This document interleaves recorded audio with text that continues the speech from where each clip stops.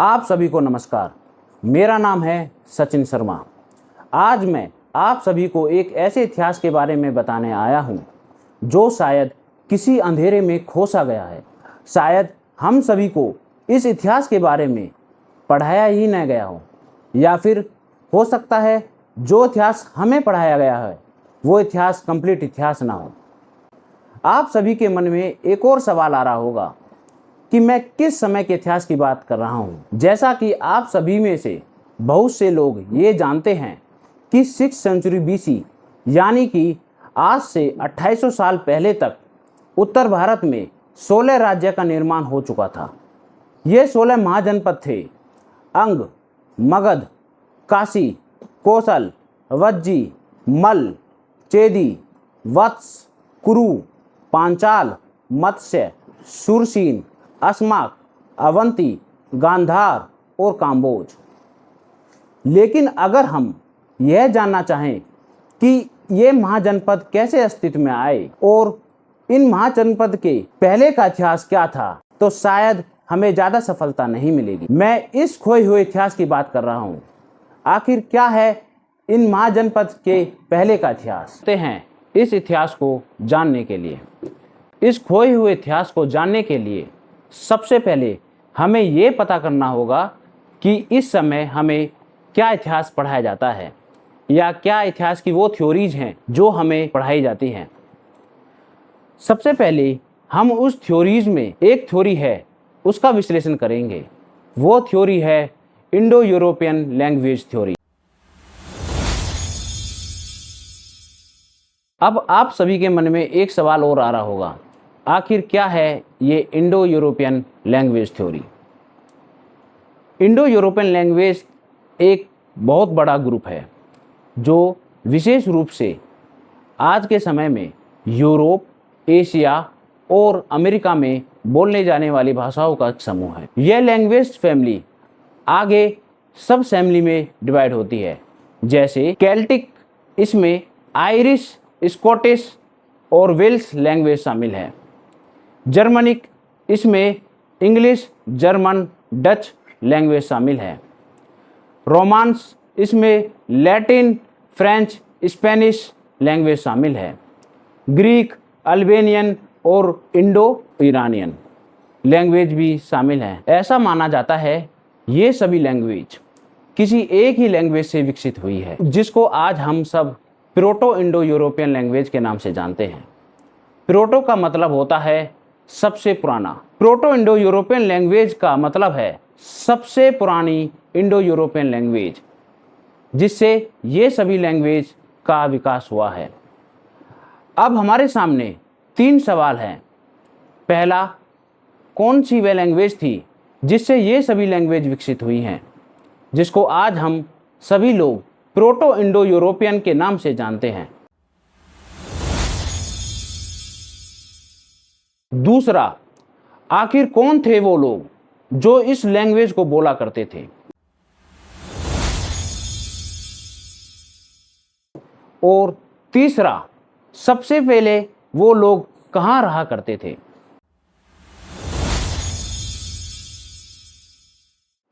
इन्हीं सवालों के जवाब के लिए हमें इतिहास में थोड़ा पीछे जाना होगा। इस कहानी की शुरुआत होती है जब यूरोप में क्रिश्चियनिटी फैल रही थी। उस समय यूरोप में यह मान्यता थी कि विश्व की सभी लैंग्वेज हिब्रू लैंग्वेज से विकसित हुई हैं। अब ये हिब्रू लैंग्वेज क्या है? हिब्रू लैंग्वेज इजराइल की नेटिव लैंग्वेज है। इसी हिब्रू लैंग्वेज में एक बाइबल लिखी हुई है, इसको आज हम सभी लोग हिब्रू बाइबल के नाम से जानते हैं। इसी हिब्रू बाइबल में एक बाढ़ का जिक्र आता है। इस कहानी में यह बताया गया है कि एक बार भगवान ने देखा कि पृथ्वी पर भ्रष्टाचार बहुत बढ़ गया है, तो उन्होंने पृथ्वी को नष्ट करने का निश्चय किया। लेकिन भगवान को एक धार्मिक व्यक्ति मिलते हैं जिसका नाम था नोहा।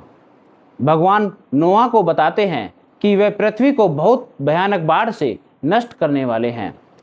लेकिन भगवान नोहा से बहुत प्रभावित होते हैं और उन्हें और उनके परिवार को बचाने का निश्चय करते हैं। भगवान नोआ को एक बहुत बड़ी नाव बनाने का निर्देश देते हैं, जिससे दुनिया के सभी जानवरों की प्रजातियों के नर और मादा आ सकें, जिससे कि पृथ्वी पर फिर से जीवन बचाया जा सके। नोहा बहुत बड़ी नाव का निर्माण में लग जाते हैं और बाढ़ आने पर अपने परिवार के साथ साथ दुनिया के सभी जानवरों की प्रजातियों को लेकर नाव में बैठ जाते हैं। पूरी दुनिया बाढ़ के पानी में डूब जाती है और नोहा अपनी नाव को लेकर माउंट अरारत पर चले जाते हैं, जो अब तुर्की में स्थित है। पृथ्वी पर 150 दिनों तक बाढ़ रहती है और 150 दिनों के बाद पानी धीरे धीरे नीचे आने लग जाता है। इस प्रकार पूरी पृथ्वी पर जीवन को बचाया जाता है। इस कथा के अनुसार पूरी जीवित मानव जाति नोहा के 3 बेटों सैम, हाम और जेफत से उत्पन्न हुई है। सैम की संतानें एशिया में गई और उनके द्वारा बोले जाने वाली लैंग्वेज सेमेटिक लैंग्वेज कहलाई। हाम की संतानें अफ्रीका में गई और उनके द्वारा बोले जाने वाली भाषा हेमेटिक कहलाई। जेफत की संतानें यूरोप में गई और उनके द्वारा बोले जाने वाली लैंग्वेज जेफेटिक कहलाई। लेकिन कुछ समय बाद कुछ स्कॉलरों ने देखा कि सेमेटिक और हेमेटिक लैंग्वेज में आपस में कुछ समानताएं मिलती हैं, लेकिन जेफेटिक लैंग्वेज उन दोनों लैंग्वेज से काफ़ी कुछ अलग है। उन स्कॉलरों में एक थे जोसेफ स्केलिगर। जोसेफ ने पाया कि जब कभी मानव एक जगह से दूसरे जगह पे जाता है तो वो भगवान को उच्चारण करने वाला शब्द को नहीं बदलता। तो इसी प्रकार उन्होंने देखा कि सभी यूरोपियन लैंग्वेज में जो भगवान शब्द को एक जैसा ही लिखा जाता है, जो कि सेमेटिक और हेमेटिक से बिल्कुल अलग है। इसीलिए उन्होंने कहा कि जितनी भी यूरोपियन लैंग्वेज है वो हिब्रू से नहीं बल्कि किसी और लैंग्वेज से विकसित हुई हैं। आगे चलकर बहुत से स्कॉलर्स यह मान चुके थे कि यूरोपियन लैंग्वेज किसी और कॉमन लैंग्वेज से विकसित हुई हैं। इसके बाद शुरुआत होती है एक ऐसे रहस्य की जो आज तक अनसुलझा है, और वो रहस्य है इस कॉमन लैंग्वेज का रहस्य। और इस रहस्य को सुलझाने के लिए एक रेस स्टार्ट हो जाती है। इसके बाद एक स्कॉलर थे जिनका नाम था मार्कस। उन्होंने पाया कि पर्शियन लैंग्वेज भी यूरोपियन लैंग्वेज से काफ़ी मेल खाती है, और उन्होंने कहा यूरोपियन और पर्शियन लैंग्वेज एक बहुत पुरानी लैंग्वेज से विकसित हुई हैं जिसका नाम था सीथियन। लेकिन अभी एक ऐसी लैंग्वेज का आना बाकी था जिसने इस रेस को पूरा ही बदल दिया। वो लैंग्वेज थी संस्कृत।